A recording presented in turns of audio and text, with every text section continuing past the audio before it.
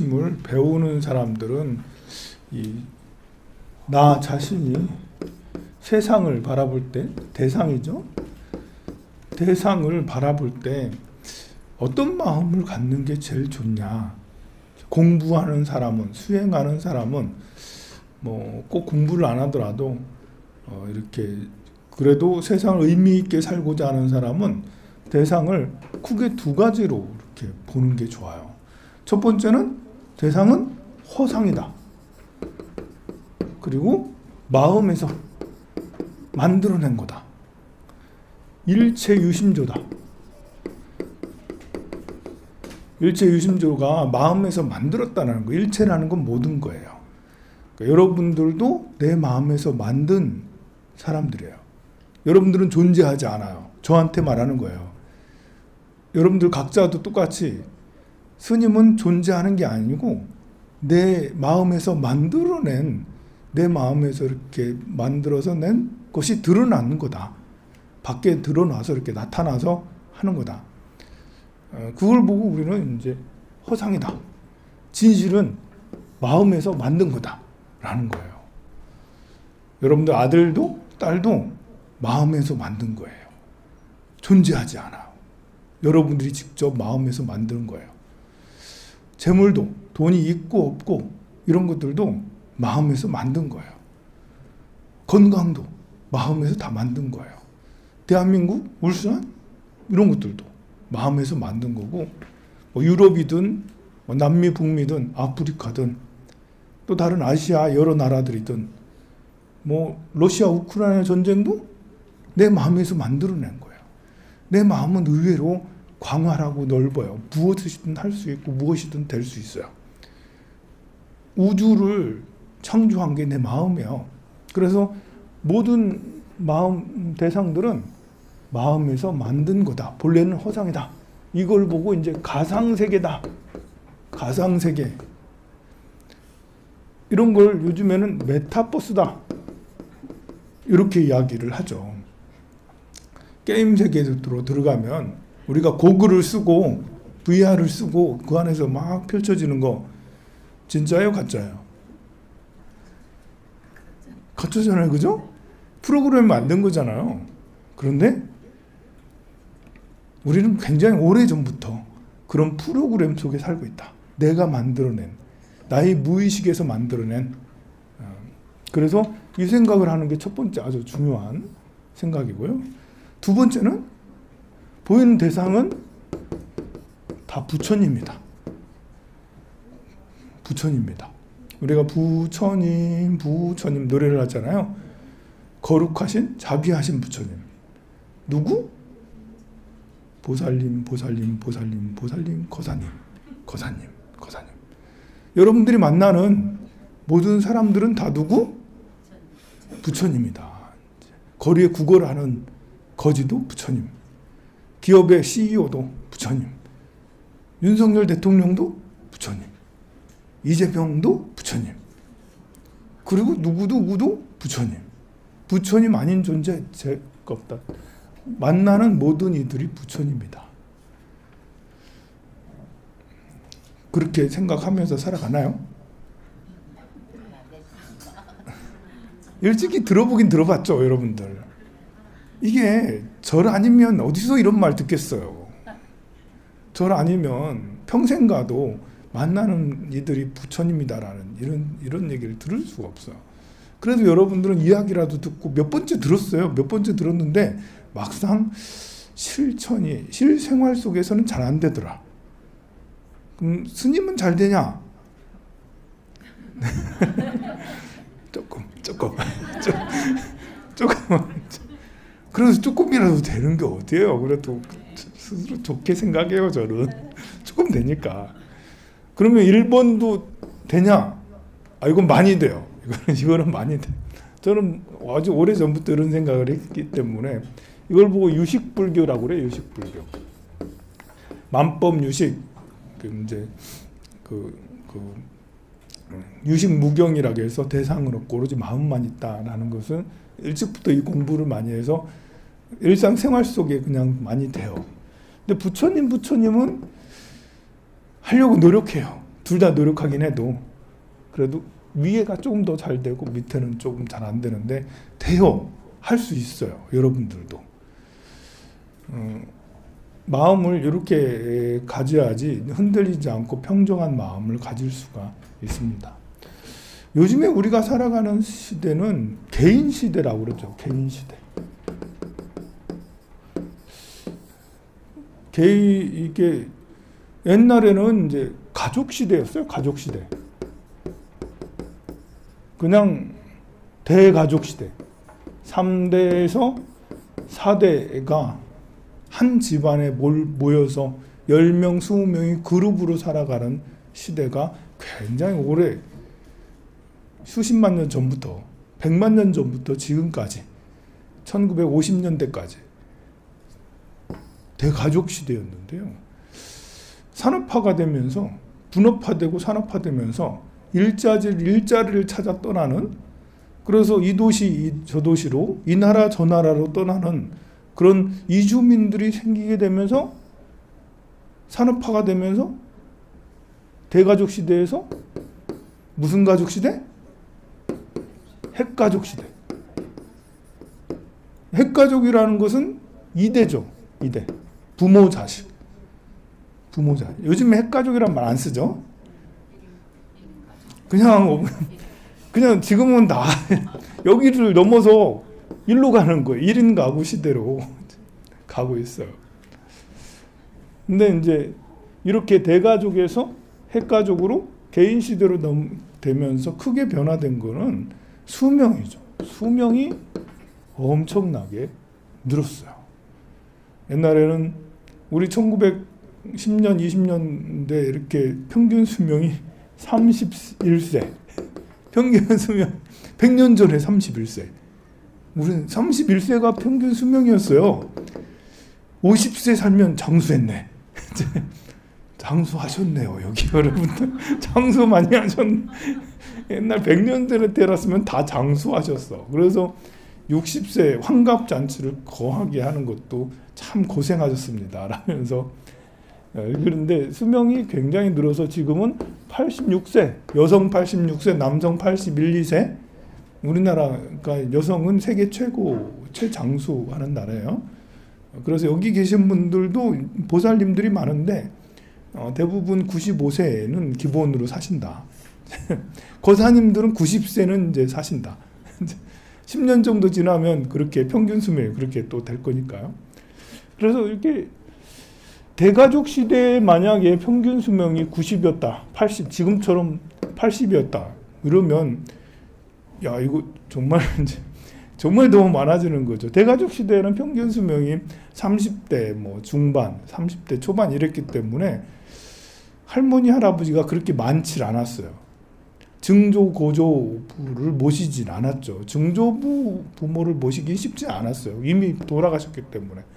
그런데 지금은 태어난 아이들은 늦게 결혼함에도 불구하고 증조 부모가 아직 살아계신 경우가 굉장히 많죠. 근데 이렇게 가족이 무너지면서 효라는 개념도 정말 많이 달라졌어요. 대가족 시대는 저절로 효를 안 할 수가 없어요. 그냥 모시고 살아야 되는 거예요. 자연스럽게. 또 이제 동양의 이렇게 유교 사상은 충효가 가장 기본 개념이었어요. 옛날에는 이제 돈이 중요하냐, 효도가 중요하냐 했을 때 뭘 선택했겠어요? 200년 전에는 돈도 안 중요해요. 돈은 효가 더 중요했어요. 몇 배나 더 중요했냐? 그거는 비교할 수 없을 만큼이에요. 지금은 질문이라도 가능하죠.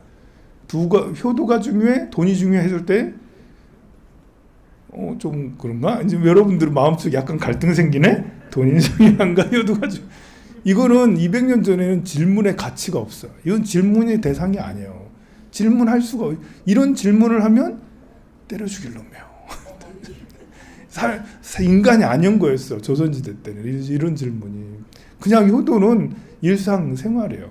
우리가 지금 돈을 중요하게 여기는 것처럼 옛날에 효는 그냥 생활이었던 것이죠. 근데 그때는 뭐 효를 강조하지 않아도 저절로 뭐 모실 수밖에 없는 그런 거였는데 핵가족 시대가 되면서 모시는 게 확 달라진 거죠. 사람은 누가 뭐래도 고통이 생기면 자기밖에 모르는 거예요.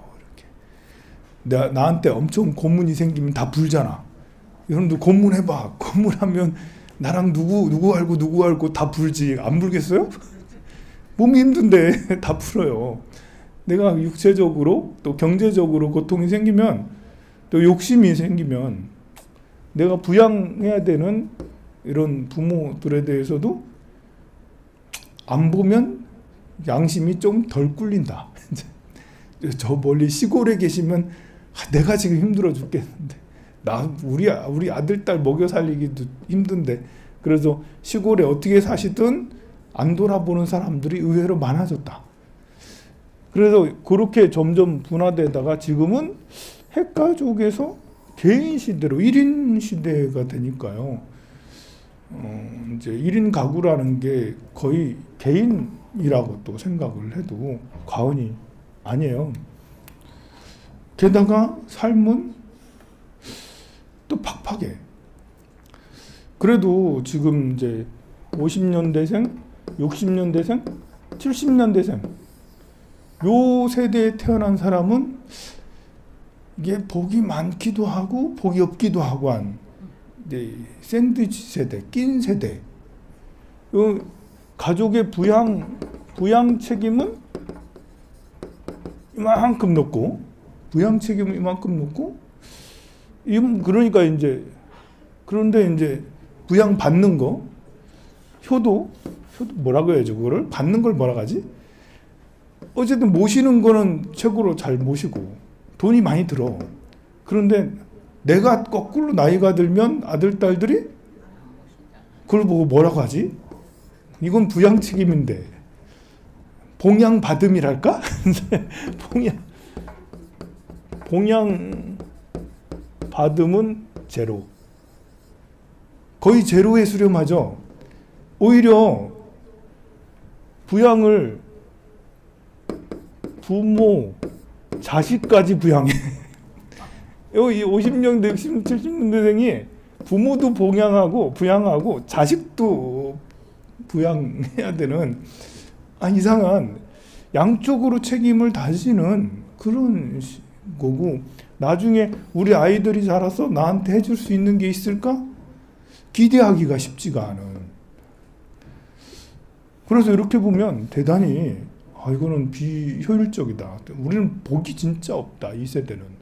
할 수 있겠지만 그렇지만 또 다른 면으로 보면 그만큼 능력이나 사회적 어떤 현상이 뒤따라졌었어요. 그게 가능했었어요. 특히 대한민국은 이게 가능했었어요. 왜냐하면 이 시대가 엄청난 성장이 고성장을 이뤘기 때문에 고성장 혜택을 봤어요. 그래서 부모에게 봉양하는 것도 해볼 만했어요. 할 만했고 자식에게 집 한 채 사주는 것도 어렵지만 사주고 나서 알거지 되지만 그래도 이 고성장 혜택을 받기 때문에 그것이 힘들지만 할 수 있었다. 하려고도 한다. 그런 마인드. 그리고 이제 이런 고성장은 경제적 여유뿐만 아니라 마인드도 모든 걸 다 감당하겠다는 마인드를 가지고 있어요. 이 시대의 고성장의 마인드라는 건 봄, 여름의 고성장이에요. 봄, 여름이 고성장이잖아요. 가을, 겨울은 하락이잖아요. 보면 봄, 여름 확장하고 가을 이제 8월부터는 이제 입추가 지나고 나서는 칡너쿨도 더 이상 자라지 않아요. 뻗어나가는 것도 그만 뻗어나가고 이제는 낙엽이 지기 시작하고 막 이렇게 모든 것이 다 막 태풍이 와서 떨어뜨리기도 하고 막 그러잖아요. 근데 여기에 이 시대의 사람들은 고성장, 봄, 여름의 마인드를 가지고 있어요. 뭐든지 하겠다라는 돈만 되면 다 하겠다. 뭐 물불을 가리지 않아. 연봉만 높으면 몸 뼈를 부숴서라도 하겠다 이런 거죠. 그래서 이렇게 보면 장단점이 있어요. 단점이란 건 내가 봉양받지 못하는 게 봉양 못 받는 게 엄청난 단점인데 그만큼 해낼 수 있었다.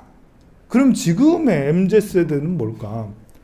90년대생, 2000년대생, 80년대 후반부터 80년대생도 일부 들어가죠.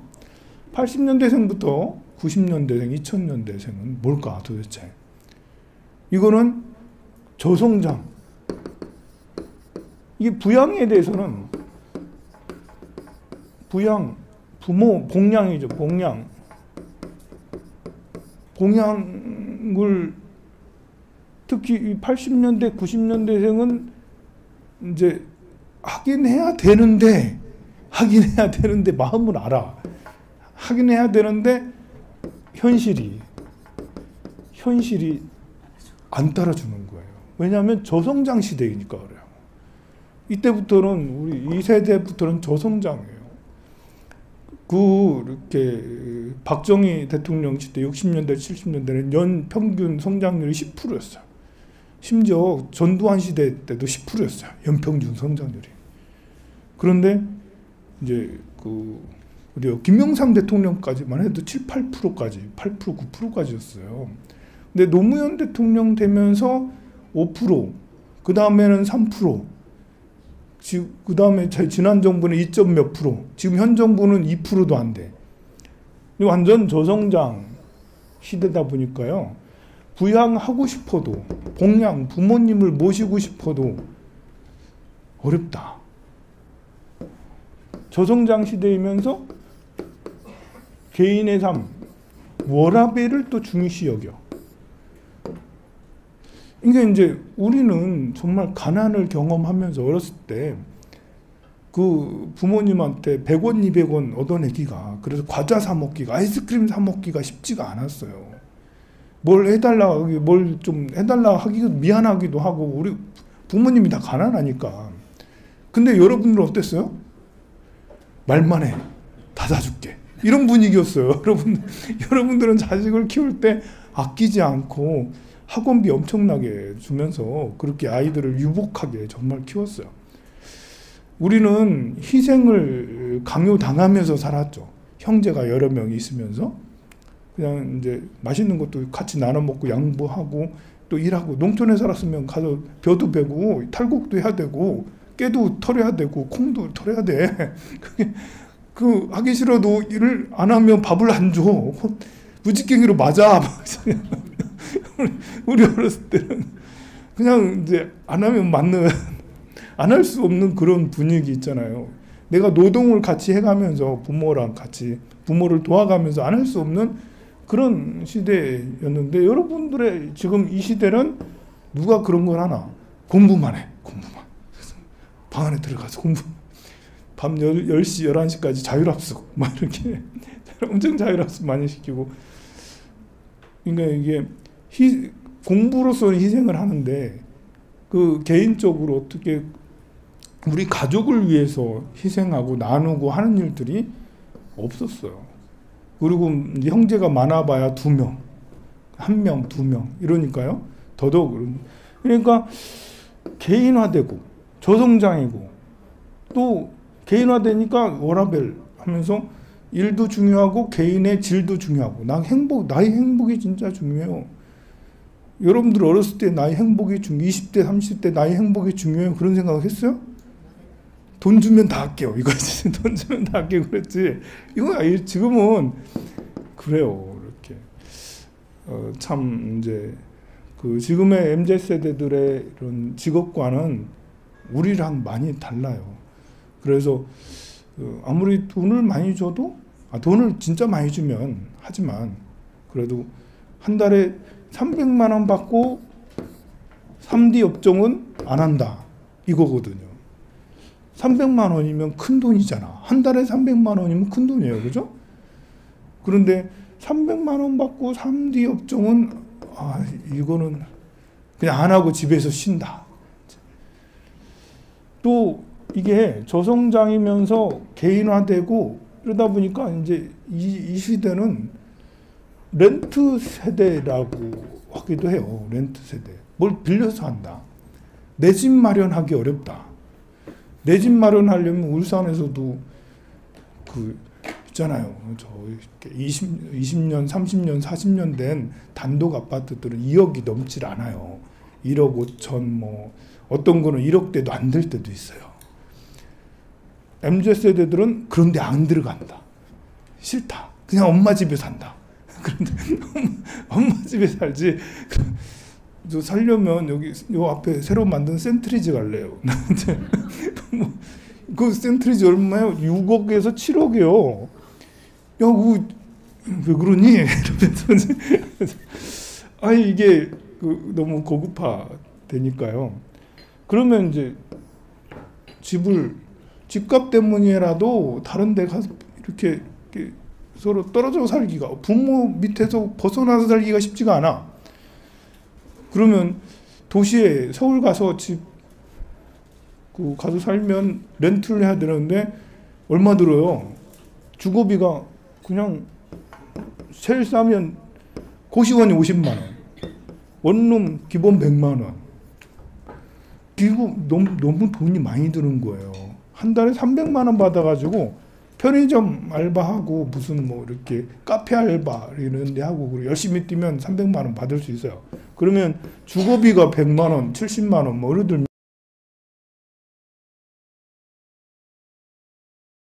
까지 들고 하면 가처분 소득도 거의 없어. 막 돈이 나만 하는 게 하나도 없는 거예요. 그러니 참 지금 이 세대가, 개인화된 이 세대가 참 어려운 시대다. 그럼 우리나라만 그러냐? 우리나라만 이제 이렇게 렌트 비용이 이렇게 많이 들고 젊은 사람들이 살기가 팍팍하냐? 그런 건 아니에요.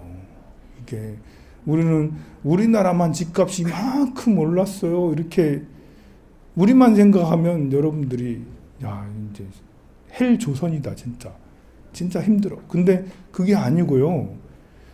런던에 가서 원룸, 우리나라 이제 딱 원룸 이만한 거 하나 살려면 런던에서는 200만 원이 더 들어요. 한 220만, 평균 210만 원이에요. 요즘에는 캐나다도 집값이 그 몇 년, 2, 3년 사이에 거의 50% 이상 올랐어요. 캐나다도 막 쭉 집값이 4억 하던 게 5억, 6억 막 이렇게. 영국도 그렇고 유럽의 거의 모든 나라들이 지금 3년에 40%, 50%다 올랐고요. 호주 뭐 이런 데도 집값 어마무시하게 올랐어요. 뭐 조금 오른 데, 많이 오른 데는 2배, 3배씩 막 오르고 막 그랬어요. 게다가 집값만 올랐냐? 금리까지 올라가지고. 그래서 집을 살 수가, 금리도 오르고 집값도 오르니까 그 오른다는 것 때문에 더 살려고 하는 사람도 있어. 어쨌든 돈을 더 빌려가지고. 그 있는 사람이겠죠. MZ세대들은 하기가 어려워요. 어쨌든 그런 전 세계적 상황에 이런 90, 80년대부터 2000년대 이 생들은 삶이 저성장에다가 이 저성장이 굉장히 무서운 거예요. 저성장이라는 게. 이제 자기보다 나이 많은, 어디 가나 나이 많은, 이제 내가 35에 취업을 했어요. 이제 취업을 해서 어디 뭐 화학단지나 자동차나 들어갔어. 그런데 딱 들어가니까 내가 막내야. 막내. 전부 다 나이 60을 바라보는 아저씨들, 할아버지들. 55세에서 60세가 제일 많아. 나는 나랑 비슷한, 크면 클수록 나랑 비슷한 나이가 많겠지만 뭐 많으면 얼마나 많겠어요. 작으면 작을수록. 중소기업도 요즘에 돈 많이 준단다. 거기 가서 일해라. 할 수가 없어요. 실제로 가면. 여러분들 부모님들은 그래 거기 지금 500만 원 준다더라. 야 500만 원이면 가볼만 하지. 현장일이야. 500만 원 준다더라. 그래 꿈을 품고 들어갔지. 35살이. 어떻게 해요? 다 이래. 진짜 아저씨들 다 40대 후반부터 50, 60을 바라보고 이런 분들이에요.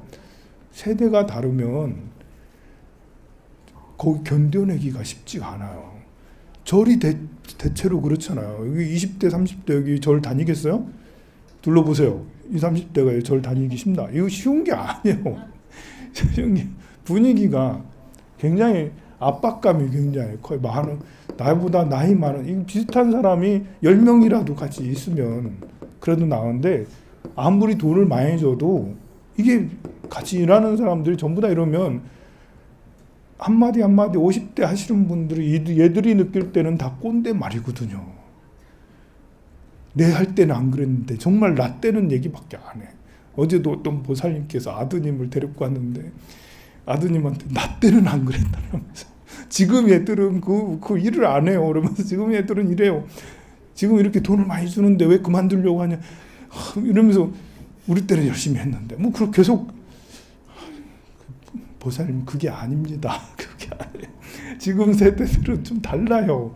이게 시대가 다른 거예요. 여러분들 세대하고 지금 80년대, 2000년대 이런 아이들은 생각하는 구조가 다른 거예요. 마치 남녀 생각이 서로가 많이 다른 것처럼 여러분들의 살았던 고성장 시대와 지금 이제 저성장 시대 이 시대의 사고관념은 달라요. 그리고 인구도 매우 달라요. 인구도 50년대 후반부터 60, 70년대 중반까지는 100만에서 130만 명 1년에 낳거든요. 근데 80년대부터는 70만 명, 80, 이래 하다가 나중에 지금은 25만 명, 올해는 24만 명 난다잖아요, 아이가. 그러면 내가 이렇게 직장 구직하면 전부 다 위에 가득 쫙 나이 많은 분들이 쫙 차 있는 거예요.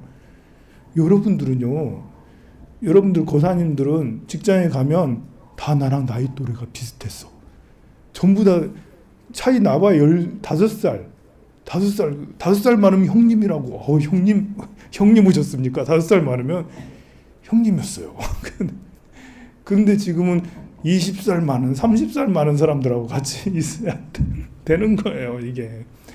그러니 이 저성장 시대에다가 뭐 이제 그 연령에다 나이 뭐 이런 거랑 등등등등 해서 참 쉽지 않다. 그러면 이제 쉽지 않다면 지금 이런 80년대생, 90년대생, 2000년대생 이런 아이들이 그냥 지금처럼 구직을 포기하고 꿈을 갖지 않고 그냥 의미 없이 그냥 살아야 되냐? 쉽지가 않아요. 이 중에도 꿈을 갖고 열심히 하는 자가 있어요. 예전보다는 비율이 좀 덜하겠죠. 그게 내 자식이면 좋겠지. 그게 내 자식이면 얼마나 좋겠어요. 그런데 이제 머피 법칙처럼 내 건 항상 안 돼. 땅을 사도 안 올라 내 건. 주식을 사도 내 건 내려. 남들은 오르는데. 그래서 내 자식도 되면 엄청난 큰 복이에요. 이런 생각을 가지고 있으면 그냥 내가 천복을 가졌구나. 부처님 너무 감사합니다 생각하고 내 아이가 보통은 중간 정도예요. 중간. 뭐 대충 하고 그냥 한 30에서 40% 정도가 이제 열정이 사라졌고 어떻게 살아야 될지 아무 생각이 별로 없고 구직 활동을 안 하고 이게 거의 30% 이상을 차지해요. 여러분들 시대에는 구직 활동을 포기한 사람은 10% 내외 밖에 되지 않아요. 근데 지금은 보이는 젊은이 중에 3명 중에 1명은 지금 엄마 곁에서 그냥 이제 방콕하고 있다. 이런 거예요. 그래서 이런 현실에서 우리는 또 어떻게 해야 될까? 앞으로 미래는 어떻게 해야 될까? 지금 2000년대는 이제 2010년대는 앞으로 사회 활동을 하게 될 거예요. 이 아이들은 앞으로 사회 활동을 하는 아이들은 크게 다른가 생각할 때 또 그렇지도 않을 것 같다라는 불안감이 있어요. 뭐 그건 그렇고 그래도 오늘 시장제일 기도를 하는 우리는 우리가 마지막으로 조상님을 기도를 해주는 세대일 수도 있어요. 뭐 제가 죽지 않는 한 지장제일은 계속 지키고 조상님에게 백중기도도 하고 49제도 다 하고 하겠지만 점점 이게 인구가 젊은 뭐 이렇게 되니까요. 그래서 점점 줄어들겠지만 우리가 지금 하고 있는 조상님을 모시고 기도하고 하는 거는 보이지 않게 큰 힘을 우리가 이제 알 수 있다. 지금 현재 있는 80년대생, 90년대 이런 아이들도 우리처럼 이렇게 종교를 가지고 조상님들도 기도를 하고 우리 자식들도 기도를 하고 우리 삶을 위해서 기도도 하고 기도를 하는, 그러면 정말 좋겠는데, 이것은 내가 몸이 이렇게 있으면 우리는 팔다리로 살아가잖아요. 기도를 하고 종교를 갖는 것은 팔다리를 하나 더 갖는 거랑 똑같아요. 내가 맨손으로 살고 있다면, 맨몸으로 살고 있다면, 조상 기도를 하고 부처님 전에 기도를 하고 있다면, 이러면 총을 가지고 무기를 가지고 세상을 살아가는 거랑 똑같아요. 그만한 힘이 있어요. 이렇게. 근데 이제 이들은 이걸 안 하니까 맨몸으로 살겠다라는 거잖아. 저성장 시대에. 참 힘들다. 이게. 힘든 아이들 여러분들 잘 보듬어 주시고 꼰대같이 꼭 하시지 마시고 어떻게 해야 될지는 나도 모르겠어요. 어떻게 이 아이들을 상담, 뭐 제가 문자 보내서 이제 데리고 오라고 그랬잖아요. 이렇게 좀 밝은 아이들하고는 상담하면 참 좋아요. 이렇게 하면 돼요. 이렇게 어떤 재능을 가지고 어떤 환경으로 살아갈까 하면 확 이렇게 받아들이는 게 확 달라가지고 야, 굉장히 기분 좋은 상태로 와요. 그런데 이제 부모님한테 끌려와가지고 집에서 방에서 나오기 싫은데 끌려 나와가지고 와 있으면 나도 이렇게 벌써 고장난 거거든요. 고장난 상태는 어떤 말을 해도 이게 이렇게 잘 안 돼요. 산에도 좀 가봐라, 이제 여행도 좀 해봐라. 되겠어요, 이게. 일단 집 밖에 나가야 되는데. 그렇지만 우리가 할 수 있는 건 또 기도밖에 없어요. 우리 자식을 위해서 열심히 기도해 줍시다. 영단을 향해서 제를 모시도록 하겠습니다.